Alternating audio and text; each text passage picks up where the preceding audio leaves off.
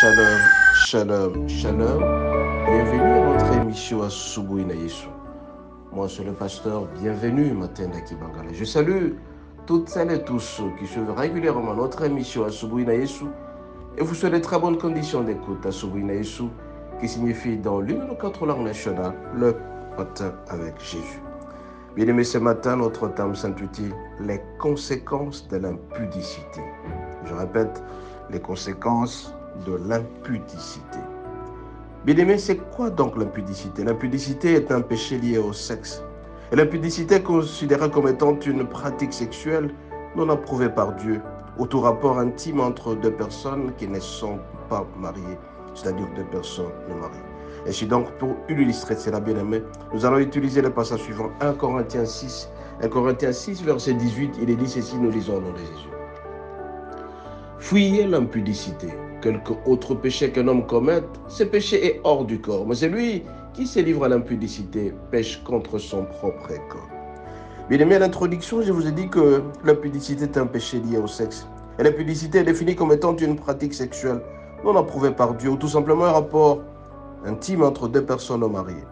Bien aimé, l'impudicité a toujours été à l'origine de plusieurs problèmes, dont la maladie ou les maladies sexuellement transmissibles, les grossesses non désirées par rapport à la jeunesse, ou toute autre personne qui s'y adonne, bien aimé, ne pêche non seulement contre Dieu, mais aussi pêche contre son propre corps. Donc on pêche à la fois contre son Dieu et contre son propre corps. Et c'est donc, bien aimé, que signifie pécher contre son propre corps? Celui qui se livre à l'impudicité engage son corps dans un processus total de destruction. Car ce péché, bien-aimé, engage l'être humain dans toute son entièreté. Et donc, quand on pêche, on fait l'impudicité, on entraîne ainsi toutes les conséquences. On pêche dans son corps, dans son âme, dans son esprit. Alors, quand on s'engage dans l'impudicité, c'est tout son corps qu'on donne, toute son âme qu'on donne et tout son esprit. Nous comprenons donc, bien-aimé, que l'impudicité suit totalement l'homme, suit intégralement l'homme. Et donc, ça ouvre beaucoup de péchés dans tout son corps.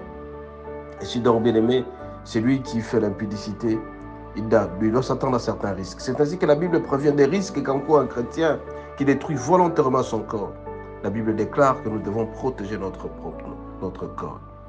Et si donc, bien-aimé, quelles sont les conséquences de l'impudicité? La première conséquence, bien-aimé, c'est que l'impudicité attire sur nous la colère de Dieu. Chaque fois que nous commettons l'impudicité, c'est la colère de Dieu qui sera contre nous. La colère de Dieu va exister pour l'instant, même dans le futur. Sa colère est là.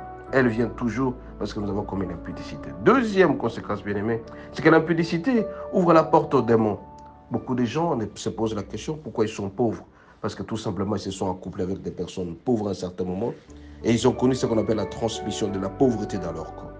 Regardez, il y a de génération en génération que les gens sont pauvres parce que tout simplement, ils ont commis l'impudicité quelque part et leur corps a été détruit. Troisième conséquence, bien-aimée, c'est que l'impudicité nous fait perdre toutes nos grâces. Alors que les jeunes gens naissaient riches, mais avec la commission du péché de l'impudicité, bien-aimé, beaucoup de gens ont perdu leur grâce. Raison pour laquelle ce matin, bien-aimé, je vous rappelle encore une fois ces conséquences. La première conséquence de l'impudicité, c'est que l'impudicité attire sur nous la colère de Dieu. Tu peux te poser la question pourquoi Dieu est en colère contre toi? Parce que tout simplement tu as commis l'impudicité. Deuxième conséquence, c'est que l'impudicité ouvre la porte aux démons. Tu te poses la question pourquoi tu es malade régulièrement? Parce que tout simplement tu t'es accouplé avec des personnes qui t'ont transmis certaines maladies. Alors là, tu es malade régulièrement. Alors tu dois arrêter l'impudicité. Troisième conséquence, c'est que l'impudicité nous fait perdre nos grâces, nos faveurs. Toutes les faveurs que le Seigneur nous a réservées, à un certain moment, nous les perdons. Pourquoi? Parce que tout simplement, bien-aimés, nous avons commis l'impudicité. Raison pour laquelle, ce matin, je tiens à vous rappeler, bien-aimés, il faut éviter l'impudicité.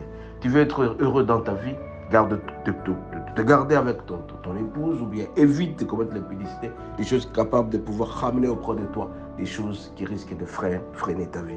Ce matin, donc, bien-aimés, je viens auprès de vous rappeler qu'il faut éviter de commettre l'impudicité. Vous voulez être heureux, gardez celle que le Seigneur vous a donnée à tout.